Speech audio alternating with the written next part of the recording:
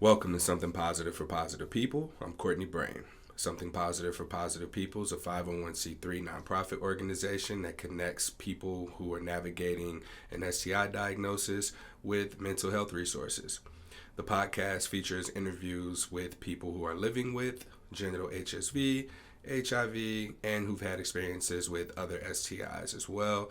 And we talk about everything from diagnosis to disclosure. And oftentimes these conversations really show the information that doesn't come with the statistics that are shared. Like we see all this quantitative data on STD rates are on the rise, but we don't hear about the person behind them. We don't hear about their absence of resources or lack of education or tools to navigate abusive situations and relationships or have boundaries for themselves or even understand like what consent is and how to identify, when things just aren't right for them in relationships. So a lot of that is what's been coming up here.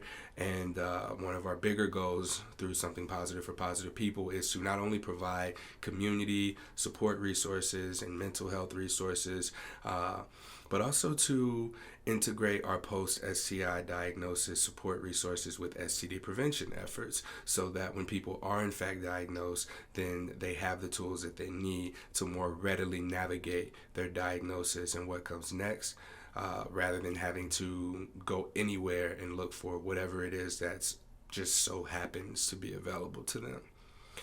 All right, so I think that's probably as good as an intro is going to get with me not having anything written down. So, Amanda, you're our guest today. How Yes, are you? yeah, excited to be here. I'm I'm good. excited to have you. How many times do we have to reschedule? Like, at least five. It's been many months. Yeah. Well, the most recent one was actually pretty important. You just had an anniversary, right?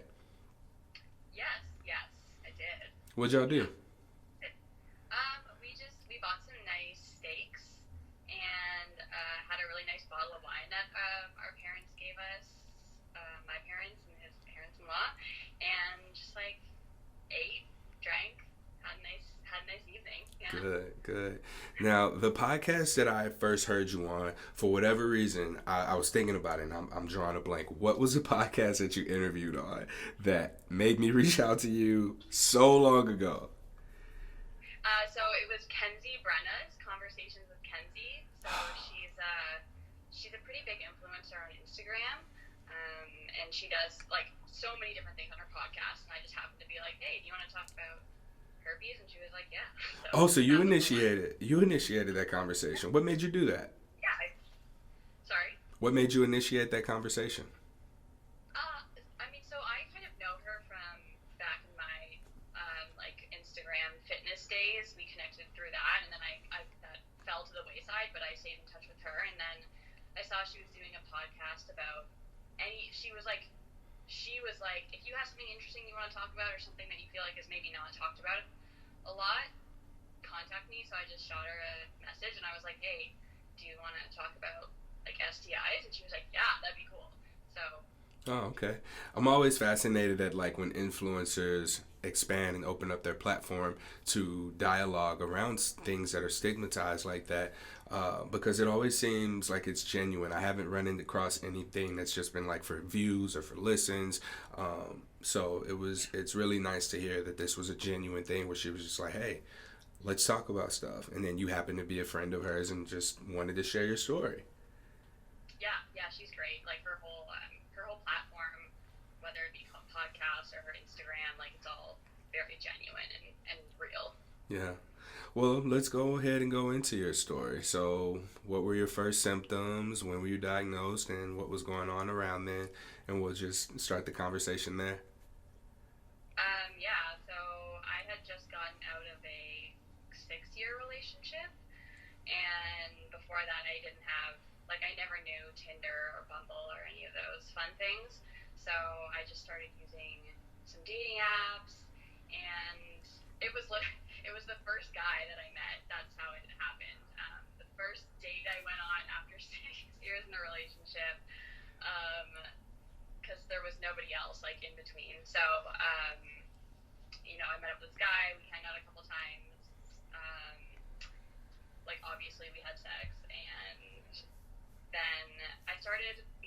This was in 2016, September of 2016. At first it was just like discomfort. There was like some itching and some pain in like my genital area, and I was like, that's weird, like probably should get it checked out. Went to a walk-in clinic. That was a huge like adventure, because they gave me a swab and said do it yourself. So they made me swab myself, which I didn't know what I was doing or what I was looking for, so that came back negative. But in between that time and my results, like things were getting a lot worse. Like I had to go to the emergency room because I stopped being able to. This sounds like a horror story. I will say this is like a rare case for me. I ended up not being able to pee for whatever reason, and eventually they were like, maybe we should test you. Yeah, maybe. So finally a doctor did it, and it obviously came back positive for HSV 2, so herpes simplex virus 2 on my genitals. And yeah, it was like a long journey back from that on medication and, you know, resting and like symptoms, all the fun stuff. Man. All right, so you received your positive diagnosis at that point, and do you reach out to the guy that you most recently had sex with, or what? Yeah, so we had stopped hanging out by that point. He was like, I don't really see this going anywhere, and I was like, yeah, me either. But I just want to let you know that you're the only person I've slept with, and I now have herpes, so you have herpes. And he was like, oh my god, I had no idea, which is completely believable and fine. I was like, okay, well, I'm telling you now that you do, so, like, you're going to want to think about maybe telling future partners, or if you're seeing someone now, that'd be good information to have for you. So I did tell him over text. That was it, though. Okay. Did y'all have a conversation about your sexual health prior? Like, did you both get tested before sleeping together, or was that a conversation at all? No, it wasn't actually. No, not before. Because like it wasn't until I started feeling, when like I first started feeling things, I was like, hey, I just was wondering like if you know of anything, like do you have any STIs? Like have you ever been diagnosed with anything? Are you feeling okay? And he was like, no, like I've been tested before, like I'm clean. So no, it really wasn't a conversation before. Yeah. And that's common. It's very, very common that the conversation's like not had, because even for me, like before I was diagnosed, I always expected, because I was taught that you would know if someone had an STD. There'd be a smell, it would be the discomfort, or if they had herpes, like it would just look like an explosion took place on the surface of that person's genitals, right? So avoid having sex with them. And I always just thought, if someone does have an STD, like they wouldn't want to have sex because it hurts and they're in pain, and maybe it would be embarrassing to have like that odor or discharge that we're shown pictures of in sex education. So it was never really a conversation for me either. My conversations were, do I need to wear this condom? Are you on birth control? Like, that was the extent of it. Yeah, I at least thought maybe like, oh, if we're wearing a condom, that's fine. Like nothing can go either way. But I was obviously quite misinformed, as most people are. Mm-hmm. Yeah, and I mean the other thing was that like kind of blew my mind, but it shouldn't, is that he's a doctor. So I was like, how does he not know? But I'm like, why would a doctor know any more than I would, really? But you would think that, though, being in the medical community, you'd think that there would perhaps be a little more due diligence in having the conversation about STIs before having sex, and then even after, the fact. Did he give you any like doctor stuff or advice at all after you told him that you had herpes? No, and that was the weird thing. Like, he was very like nonchalant about it. He was like, ooh, because I was telling him about how bad it was for me and how like sick I was, and he was like, ooh, yikes, that sucks. And I was like, yeah, like I don't need you to come take care of me, but I just wanted you to know. But he didn't like give me any resources. He didn't tell me like what to do, or like I don't know, something that could help me like ease the pain or anything. He was just like, oh, sorry. Yeah. And we went our separate ways. Okay. Well, and I think that speaks volumes to the fact that even doctors are human, you know? Yeah. Uh, Right. the way that I understand it, there's only so much time spent on talking about STIs when doctors are in medical school, when they're in medical school. Yeah. Um, and there's really no ongoing information about it. It's like, okay, someone gets an STD, here's how you treat it, bam. So it's like, bam, bam, go on about your business, that's it.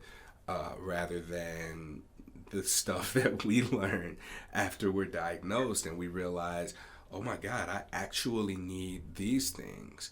Or, oh my God, this is actually what it's like to live with an STI. Yeah. Um,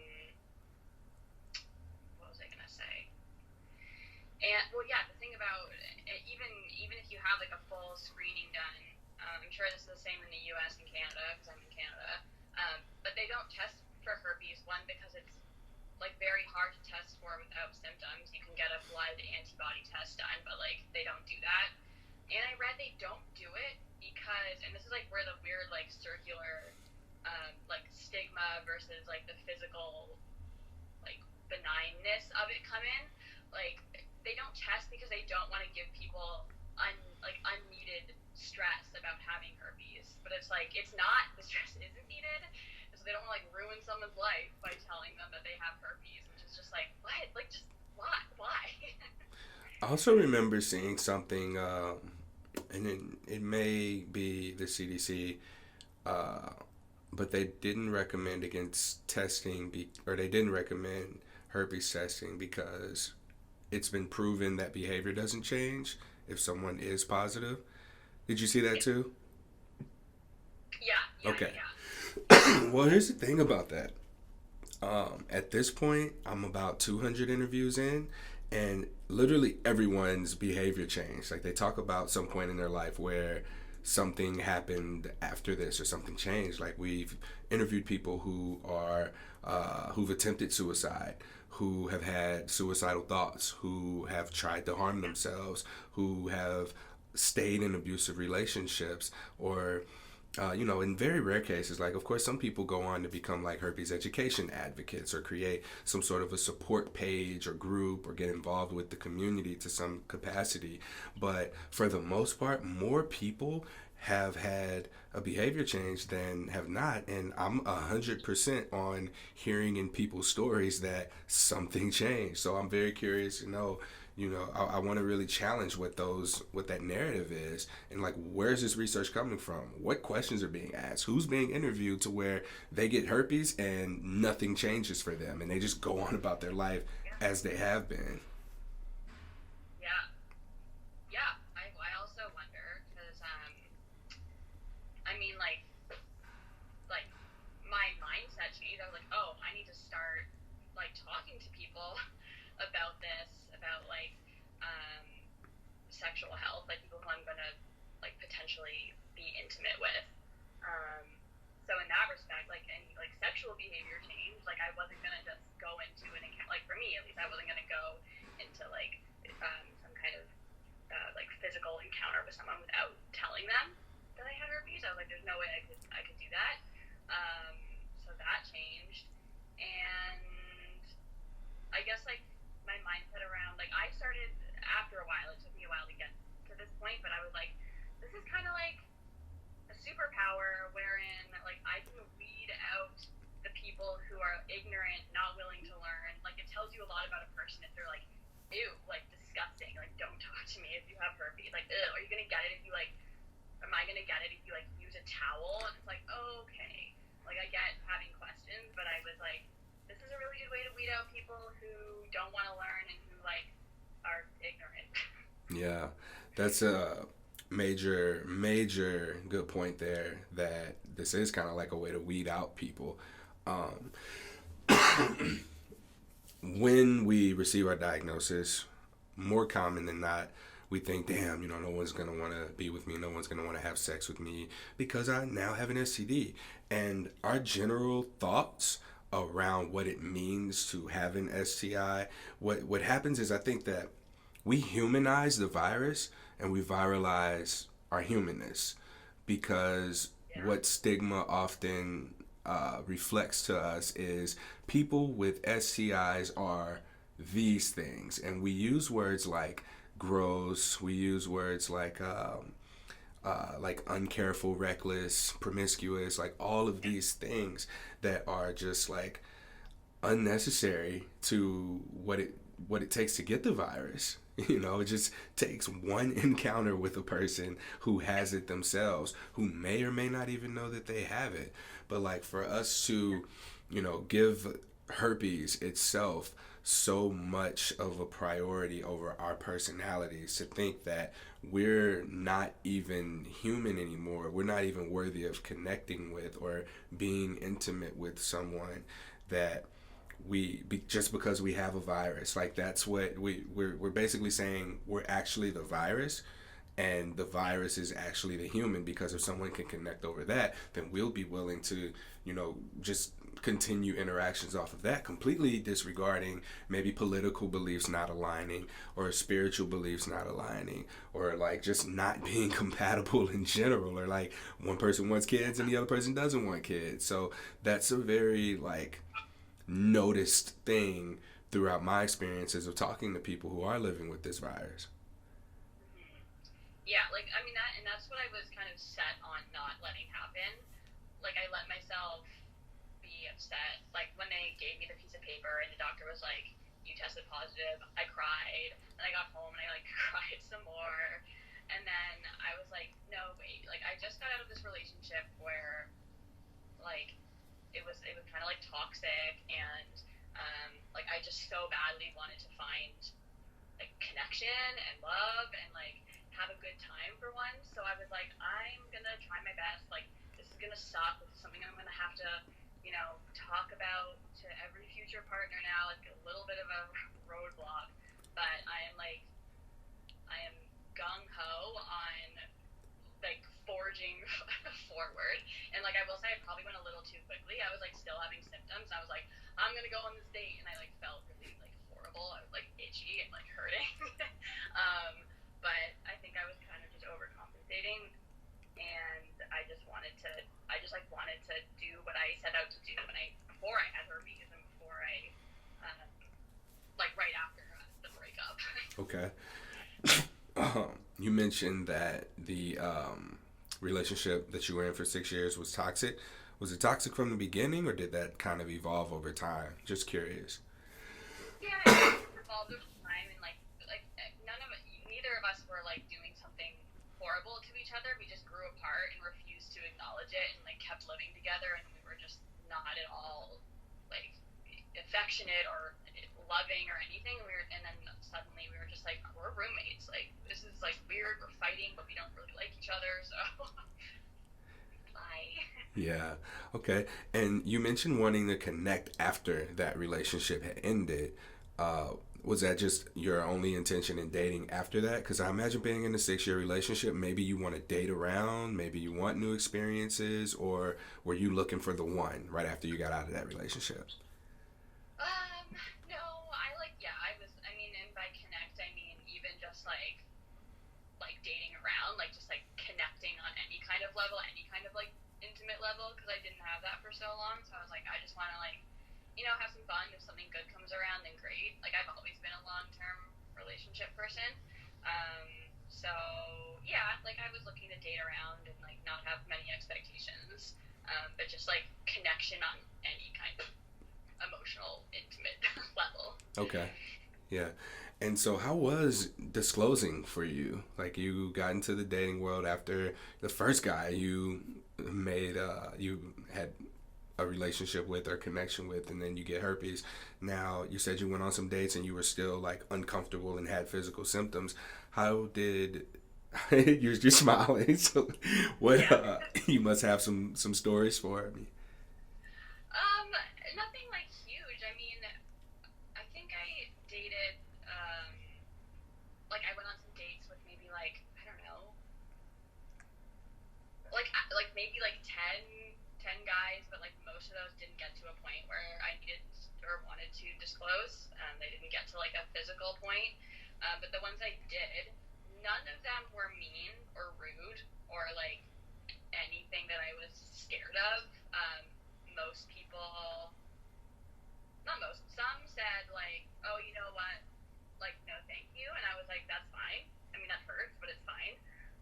Some ghosted, which is like, people get ghosted whether or not you have herpes. One of them, really nice. He was so nice, so willing to learn, and then eventually decided, like, I've done my research. I've, like, tried to learn as much as I can. I just don't think this is going to work. And I was like, that's fine. But, like, you know, we, like, slept together, did stuff, and he was, like, kind of like, about it, but he was okay. But disclosing, like, that was one of the scariest things I ever did. Like, I thought I was going to throw up every time, and I, like, tried to rehearse a line, like, how to say it without sounding too, like, I have herpes. So, yeah, that was a scary experience. Did you have any boundaries for yourself around disclosing? Like from the time you tell someone and they need to think about it, like how much time would you give them before you needed to hear back? I didn't really think of that when I decided I was going to disclose. I think it like just all happened so quickly. I didn't like didn't really make a game plan. And the guy who was really nice, like I was like, oh, this is so hard because I don't want to tell him because I don't want to scare him away. But he's like being so sweet, and he like got me a birthday present after knowing him for like a couple weeks. And I was like, okay, sorry that this is like that's what initiated this, but I gotta tell you something.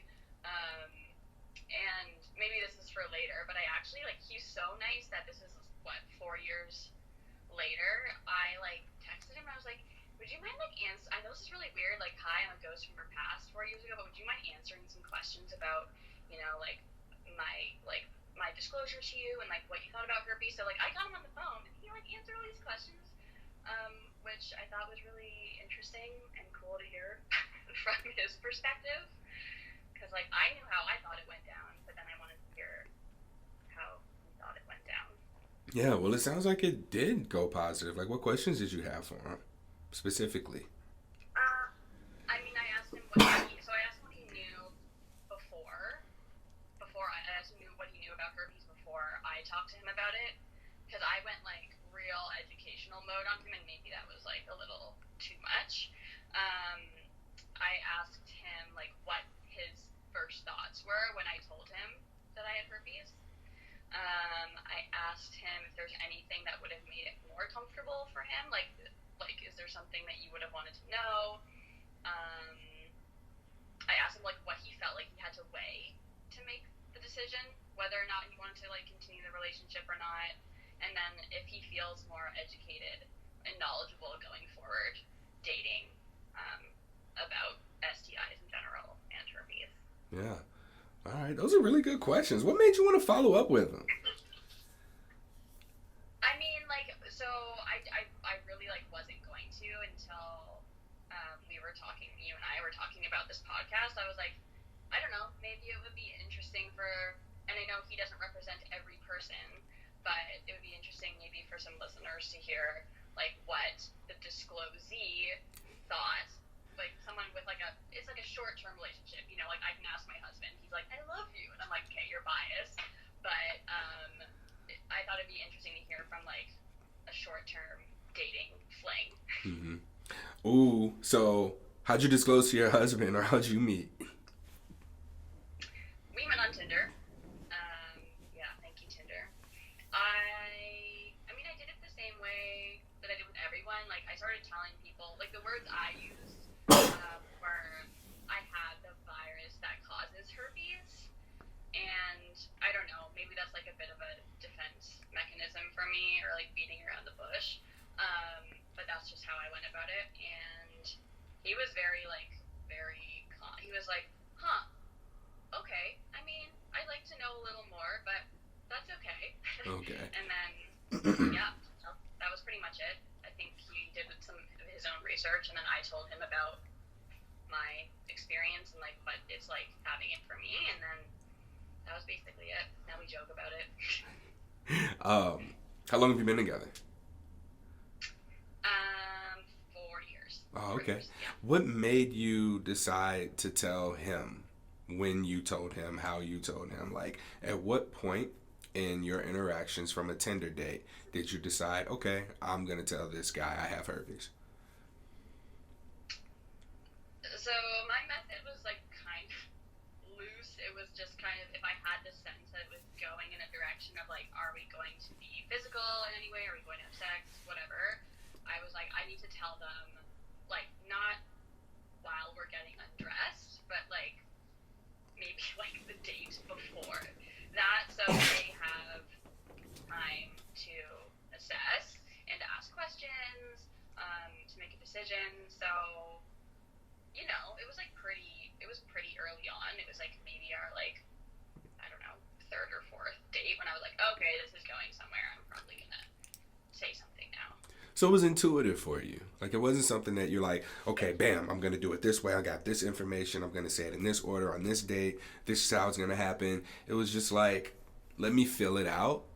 And when you felt compelled to, or when you felt like it was leading somewhere that you wanted it to go, it was just time for you to go ahead and tell him the way that you felt compelled to tell him in the moment. Yeah, really just like using the spidey senses. Like, I might, if I was single now, I might be different. Like, I might even put it, I see people put it in their dating profiles now. I'm like, I'd probably do that at this point. But yeah, I was just using my intuition. Yeah. And I have it, my own experiences with putting it in my profile.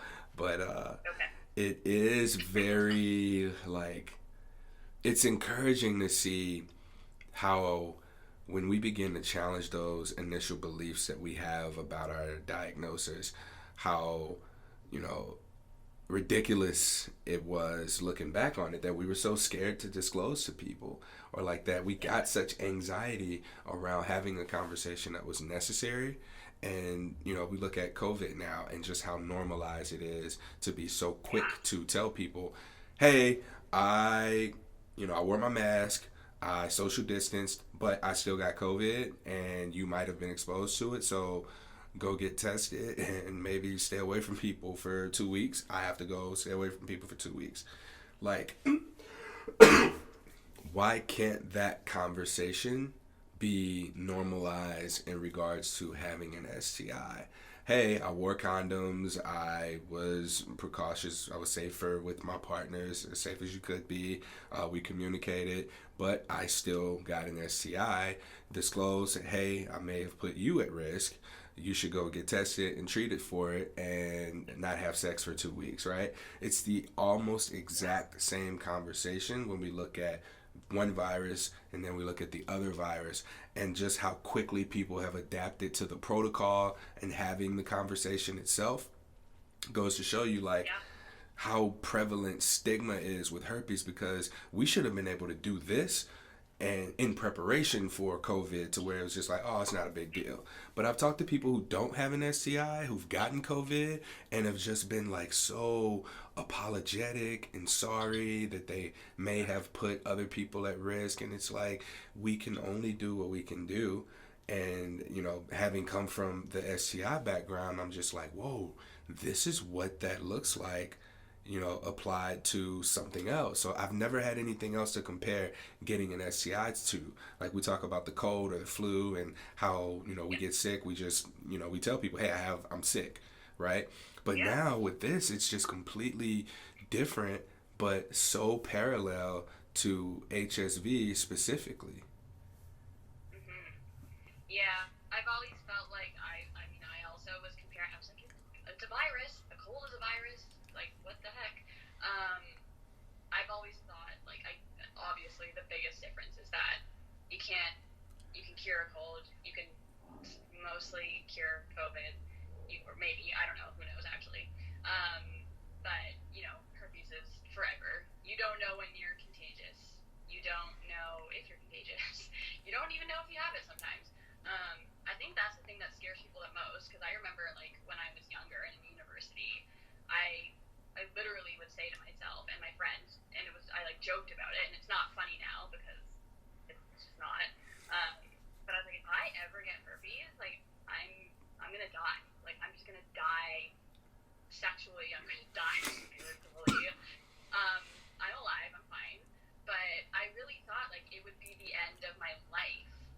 because it's like the gift that keeps on giving, as people like to say. So Yeah. I think that's the thing. It's like you can't get rid of it. People don't know anything about it. So I think that's where it like deviates from cold and flu viruses. Yeah. You said something interesting that it sparked a thought in me about how we say we have herpes versus I'm having a herpes outbreak and I'm more contagious than usual. And looking at COVID, we could have COVID and potentially give it to someone and not have symptoms at all. So it just created a space of curiosity. What would it be like if we operated under the assumption that more people had herpes than we think, and we communicate about the outbreaks, the contagion, is that the word? How contagious we are, if we're contagious, right? Like, I work at a gym and I can wear my mask, I can clean the equipment, but and everyone can social distance, but it's possible that someone may just come in without symptoms and I may get COVID, or I may not have symptoms and I may give someone COVID, right? And in that case, there's a protocol for that.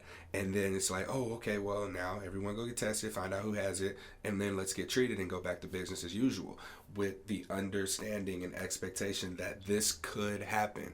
Whereas, with herpes, it's like, okay, in terms of COVID, when you're more contagious. So when you're more contagious, maybe not engage in activities that may put other people at risk. So with herpes, when you're more contagious, maybe you don't want to have sex, or maybe you don't want to, give that physical contact to another person. So it's like the thought was just that. Like that's just a thought. Like there's no real. I'm not going anywhere with it. It's just something that I wanted to address here because I think that that's important. Like, how about we talk about when we're more contagious, or we talk about it from a space of herpes outbreaks? Like, hey, I had a herpes outbreak this long ago, haven't had one since.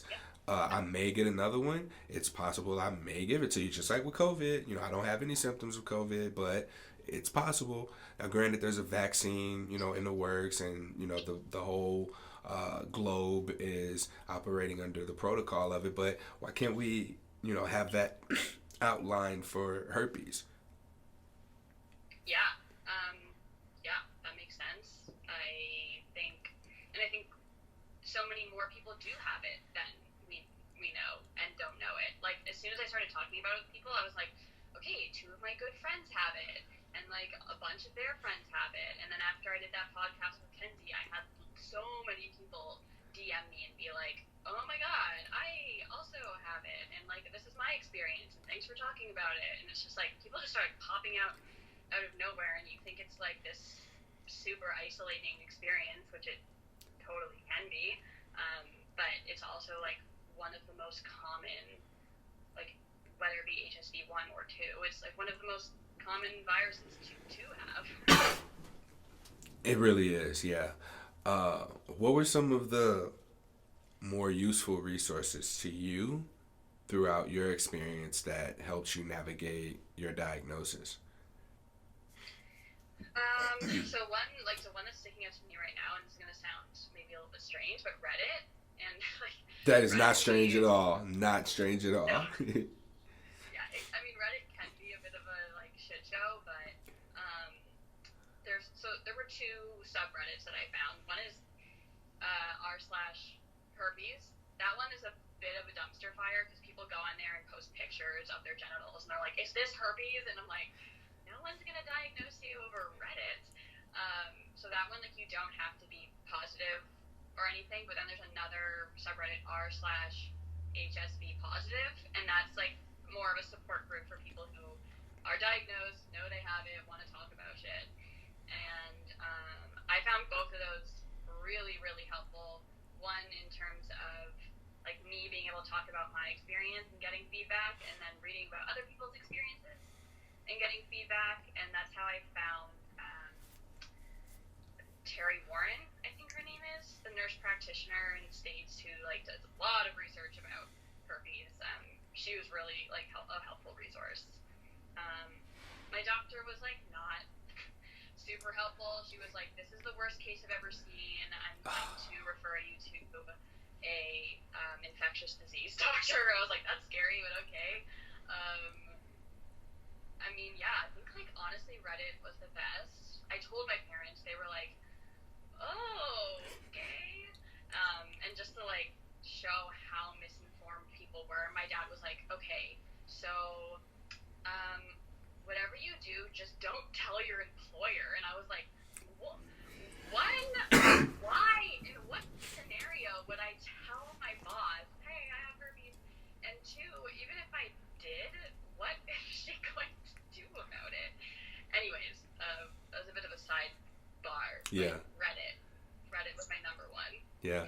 A lot of people say that having support in community has been more helpful than any of the statistical data or anything that says, oh, here are the statistics. Here's the number of people who have herpes and don't know they have it, the types and all of that shit.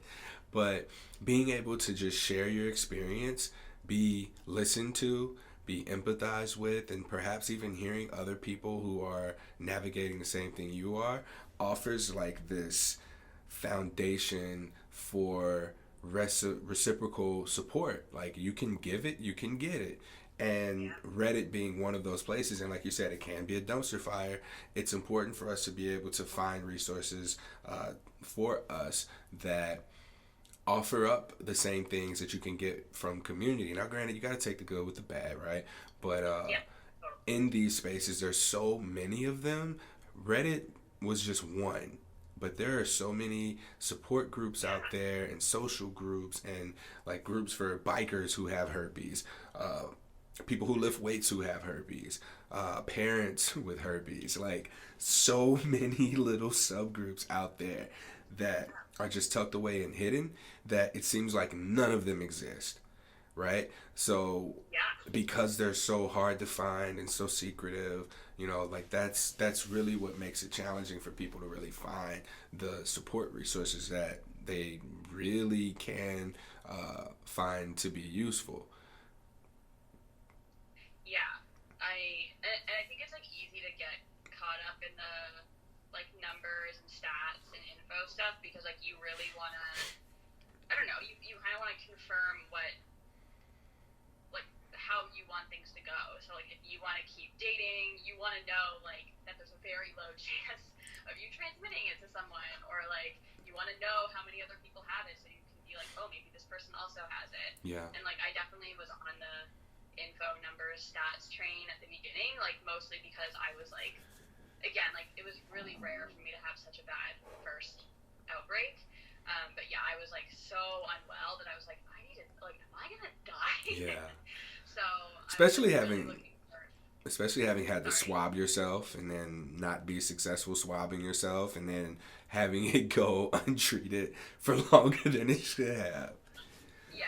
So my medication was like really delayed. They're like, it's a yeast infection. I was like, I don't think so. But yeah, I think the community, because then once I was feeling better, I was like, oh, maybe there's a support group in Toronto that I can go to in person. I didn't end up finding one, but yeah, like online support is plentiful. Last question I have for you is, since you're fairly open about your status, having been on Kenzie's podcast now, and you said people are reaching out to you, how do you feel? How do I feel? That's really broad. So you want a little bit more. All right. So what I mean by that is, opening up about your status can invite emotional. What's the word? It can invite like emotional dumping, venting, if you will, where people just share their stories in your DMs unsolicited. You can get like some of the darkest stuff, or you can get. Or you could even get something as simple as a thank you, you know, or me too, or you know, just some expression of gratitude. But you did also mention that your dad was concerned about your employer finding out. So has there been any of that for you at all? Like, are you worried about certain people finding out? Are you worried about becoming herpes girl? Or do you feel any sort of obligation to hold space for people when they reach out to you or get involved in any sort of sex education or herpes education advocacy? And the reason I'm asking this question is because there are so many ways that people can get involved with destigmatizing herpes by simply just disclosing to your partner, by educating your relatives and friends, by when you see a herpes joke, like saying, "Hey, that's not okay," or even taking it to the extreme of saying I have herpes on a Facebook status, or going into support and advocacy, or starting a nonprofit and podcast and interviewing people who have herpes. So there's all these different ways of stepping into the destigmatization of this virus that are available to us, that you chose the one that you chose. And so my question is, how do you feel about the decision that you made, and are there any regrets at all? Definitely definitely regrets. I think I was a bit surprised that so many people reached out after Kenzie's podcast. I was like, oh, and a lot of it was like very, had very similar themes about like still feeling really ashamed and like really struggling with mental health. And I was kind of like, okay, maybe I need to not answer all of these like do. Not even just for me, but because I don't want to like be this like robot saying the same thing over and over to people. Because even if experiences feel the same, they're still unique. And that was the first time I had like publicly told a bunch of people at once when I shared that, like, hi everyone on Instagram, I was on Kenzie's podcast. So that's when, like, I don't know, like my in-laws follow me on Instagram, and I had never been like, hi, like I have herpes to all of them. So that was the first time I shared it on like a very public platform, with my name, like, and my face, everything attached to it. I definitely don't regret it, and I would like to get more into advocacy. Like, I told the guy who I asked the questions, the guy who I dated a while back, when I called him to ask him the questions, he's like, "Why are you doing this?" I was like, I just wanted to get a different perspective, and I want to kind of get into advocacy. Like, I'm doing my master's of social work right now, so I'm really interested in like also like the intersections of STIs and like race and gender and everything. So I feel like I'm just on like the tip of the iceberg, and I feel like I now have like lived experience of something stigmatizing, because otherwise not really. And I just want to, I don't know, I kind of feel like I need to share that with other people, and like be a sounding board for some people. And I don't feel annoyed by it or like Overwhelmed by it or anything. Like, yeah, I enjoy like that conversation with people. Cool, because we can work together then if that's the case. I'm gonna hold you to that and invite you to when the time comes help something positive for positive people, because going into 2021, the main thing that I've been doing has been connecting people to support groups. So people reach out, they want to be a part of a community, and I just connect them to a support group in their area. I've been pursuing funding so that perhaps there can be a time where I can just pay for people to get therapy. I did a test run between August and now, which is the end of December 2020, and I got 13 people into therapy. I have a few more exit interviews to do. But so far, everyone's had a positive experience, except for one person that therapy just wasn't for. Another person just didn't click with the therapist, and someone just didn't show up. But for out of 13 people, 10 people to continue with the therapist, who's just been someone who's sex positive and understands what a person who's experiencing a herpes diagnosis is going through. Like, I feel like that that community support offers one layer of healing, and then an actual therapist offers a different kind of healing. So I want to be able to bring these two things together, and that's really where a lot of our fundraising efforts are going. 2021, like going into that, it is not sustainable to pay for everybody's therapy anymore. Not until we get like some kind of grant or funding. But what I'm finding is that people just don't care about herpes. Like all of the money that's being given away is for HIV prevention and treatment. So like, yeah, I get donations from people, but therapy is expensive. I just happen to have negotiated a really good deal based on volume. So it's like the more people I give you, the less money you're going to charge me. And so we've been able to help these people and compile a little bit of data as to how useful this is. So I'm hoping that when the time comes, I can present this to someone who will say, you know what, I want to fund the shit out of that and be able to pay for more people to receive therapy services. So that's where I'm at. But right now, like, I really got to focus on this podcast. I invested in the mic. I got the iPhone. I got apps and ring lights, and I'm doing live videos now. So the goal is really at this point to expand the podcast to the point where people, the right person finds it. Like, I just got to speak a little bit louder for that person to be willing to get on board with this cause, or maybe even connect with mental health organizations that already offer the service and partner with them to be able to get people into therapy or even group therapy or something like that. So yeah. Group therapy can be just as effective as one-on-one. Yeah. Is there anything else that I haven't asked that you wish I asked, or anything that you want to leave people with before I let you go? Nothing that, I don't think there's anything that you haven't asked. But yeah, like if people have additional questions or want to follow up on anything, I am open to that. And wait, you're okay with me telling people who you are? Oh yeah. Oh shit, I could have put the camera on the other side so people could see you. That's okay. All right. Well, this was great. I appreciate your time. Thank you for following up. A lot of people don't do that. So like if we have to reschedule, I have to keep moving. I mean, it's not ever a fuck you to someone who we schedule an interview and then we don't. It's always like, I can't go backwards. So I'm glad that you and I reconnected. We had so many just little mishaps in our schedules. So thank you. Yeah, thank you. It was great talking to you. You as well. How can people connect with you if they want to? You can just say that here. Probably Instagram would be easiest.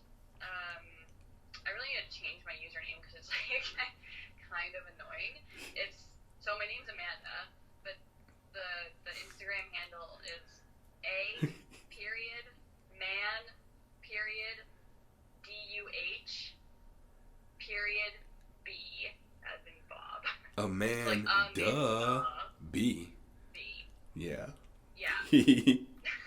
All right. Yeah, quick mention of promise it's not COVID. Quick mention of the Something Positive for Positive People podcast community on Facebook. If you're a listener of the podcast and you just want to connect with other people who listen to the podcast, feel free to just add me on Facebook. I'm Courtney Brame. I have the podcast logo as my cover photo, and I'm in St. Louis, Missouri, if that helps at all. Don't add my dad. Don't add my doppelganger. I'm the black dude that has a beard. I'm not the black woman, and I'm not the older black man who's bald, all right? So if you're looking for just connecting with people who listen to the podcast with that kind of mutual ground there, that's a great space to start.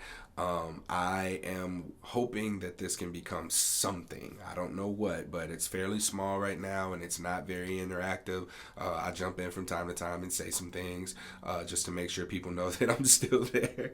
But my goal with that, my intention is to expand people's perspective who are living with herpes, who find this podcast, to be able to connect with people who have mutual interests outside of just herpes. So a lot of the listeners are sex positive. Now, granted, majority of the listeners do have herpes, right? But welcoming in people who are just sex positive, who are willing to have that conversation, I think that it helps us in flexing that muscle of uncertainty with whether or not another person has it or knows we have it, and gets people out of their comfort zone and gets them out of that little safety bubble of only communicating with other people who have herpes. And so hopefully, once COVID ends and the world really opens back up and we begin to have social interactions with people, we can go into our interests and hobbies and begin to connect with people there and potentially make friends, date, network, whatever it is that you want to do without having that humanized virus voice in the back of your head telling you that how it's only a matter of time before they find out, and then they slap the shit out of me and throw their drink on me, because that's exactly what people do when you tell them that you have herpes, right? No, it's not. All right. That concludes this episode of Something Positive for Positive People. Please like, rate, review, share, subscribe to this podcast. Donations are always being accepted. Going into 2021, there's a different structure of how the donations are distributed. So I'll make sure that is listed on the website. So on the website, you'll see where the funds are going towards all these different things. But your donations now actually support me too. So you're going to support the efforts of Something Positive for Positive People, and you'll be able to help me keep my bills paid as well. So again, that distribution is on the website, so you can see and make that decision for yourself. But yeah, now I'm really, really pushing for donations, and if you have any funding opportunities that you may be aware of, please don't hesitate to reach out and let us know. Till next time, stay sex positive.